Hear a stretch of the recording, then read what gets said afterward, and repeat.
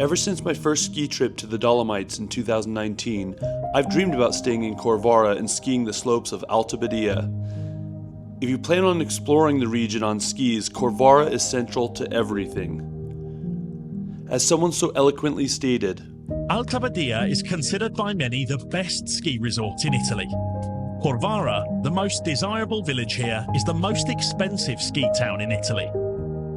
If Alta Badia is the cream of Italian ski, Corvara is the cherry. The problem with Corvara is it isn't easily accessible to tourists. You can travel to Santa Cristina by train and bus, but you'll need to rent a car or take an expensive taxi to reach Corvara during the ski season. The two resort towns are separated by Gardena Pass, so a third option is to ski there via the Dantercepies gondola. So I'm traveling ultralight with an 18-liter backpack, and my plan is to ski to my hotel in Corvara.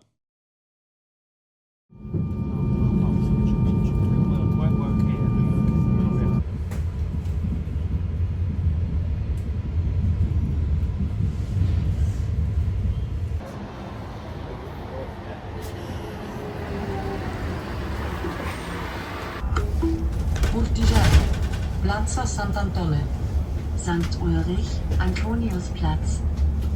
Portisei, Piazza Sant'Antonio. No matter where you are in the Dolomites, there will be no shortage of rental shops. Intersport is the most popular rental shop in Europe and has the latest gear, so I went with them. You can expect to spend $250 or more per week renting gear. I chose comfortable gear over performance because the runs are groomed and I'm skiing greater distances than back home. I prefer to be comfortable in my boots than maintaining an aggressive stance.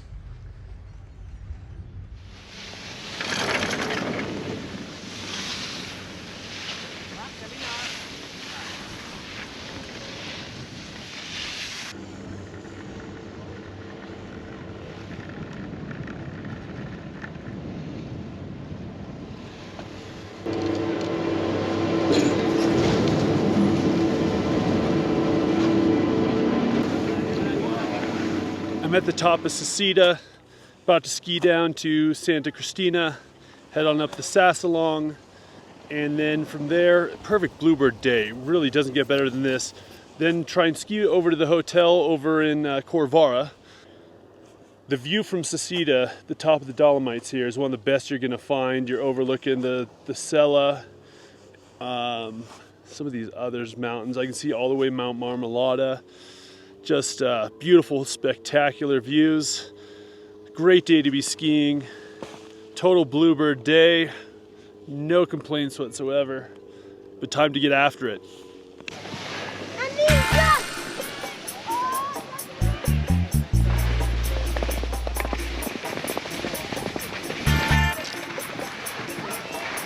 My GoPro footage turned out jittery, so now would be a good time to introduce my day one bucket list. If you're ever in Val Gardena, number one on everyone's list has to be visiting and skiing from the Seceda viewpoint down to Santa Cristina. It's the longest giant slalom in the world, it's wide open and gets plenty of sunshine, and it has breathtaking views for the entire 6-kilometer track. Trust me on this one, it's worth flying to Italy just for this run.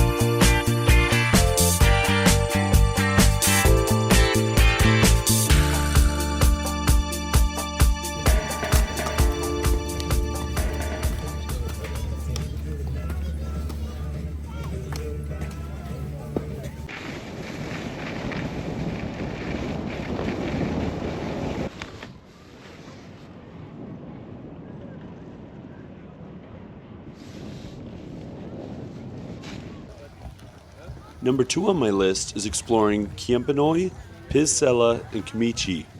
There's so many outstanding runs off of these 3 lifts that you could easily spend 2 to 3 days here. I love the views, the numerous places to order pizza and beverages, and the speed of the runs. It's more than the northwest corner of the Cellaronda Carousel. This is an area everyone should visit, and if you have a favorite run, let us know in the comments.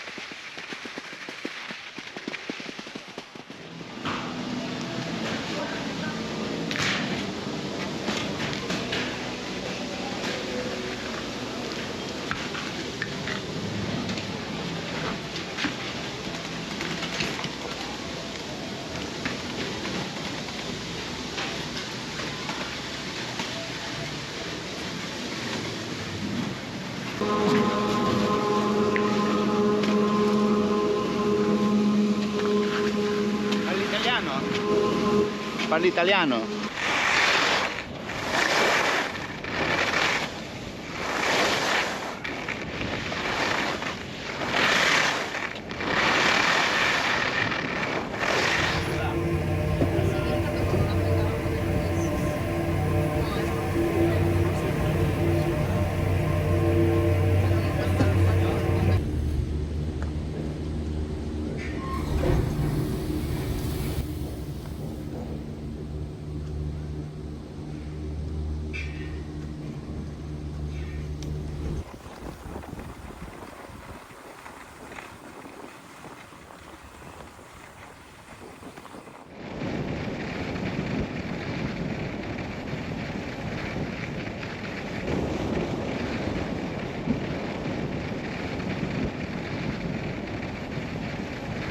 Colfosco is the final village before reaching Corvara.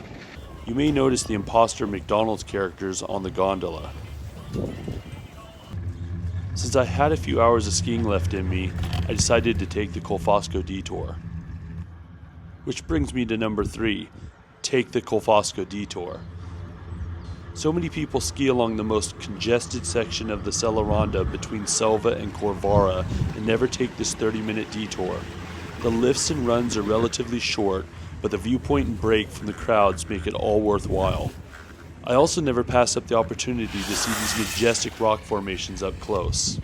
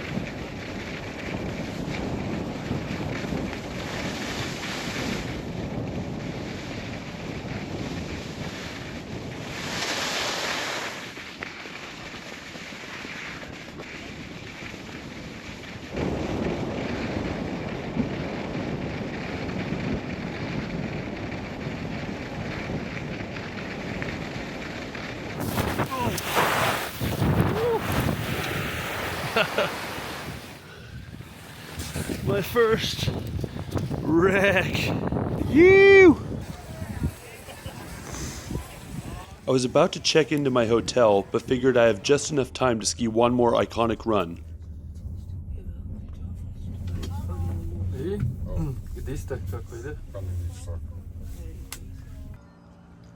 Vallon may be my favorite slalom run in the Dolomites.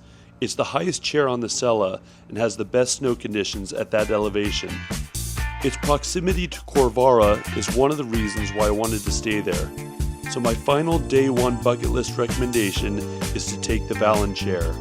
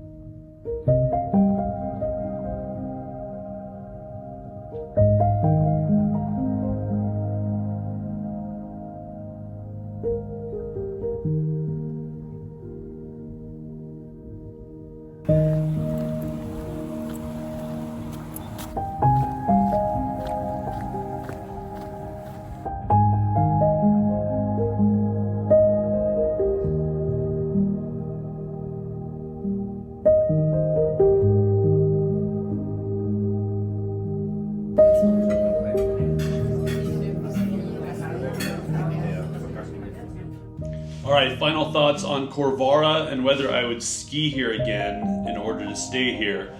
The initial inspiration was I thought, wouldn't it be cool to stay at different villages like each night and kind of like bring a backpack with, like a kind of an ultralight setup. So I tested that out by skiing to Corvara, and my thoughts on that are your legs burn out a lot faster. Like I could feel it in my quads. I couldn't ski as well. I felt a little slower than usual when you have a backpack of like 20 pounds on.